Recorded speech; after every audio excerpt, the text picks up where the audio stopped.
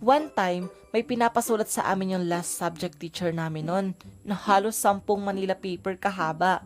Oh, sa mga nakaranas dyan ng ganito kadaming sulatin, nung elementary pa dyan. I'm so proud of you guys.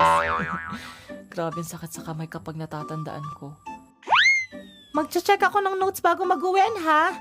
Alam ko yung mga nag-shortcut dyan. Sinasabi ko sa inyo, hindi kayo makakauwi ng buhay.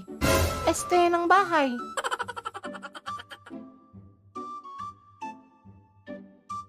Natapos na ako noon nang mapansin ko si Ate Yen na parang hindi na kinakaya yung ginagawa niya. Oh, okay ka lang? Buti ka pa tapos na.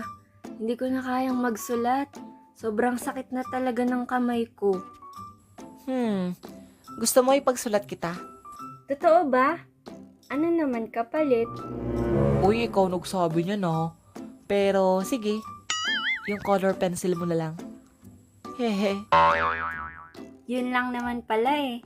Sige, dalhin ko bukas. Pero isa lang ah. Grabe, ganun niya lang kadali ibigay yung color pencil niya. Like, what? Sige, payag ako. Oh, Jed, eto na. Wow, ang ganda! Kung gusto mo ng mas marami pa, ipagsulat mo ako lagi. Lo, sinuswerte ka naman. Kung ayaw mo, edi wag.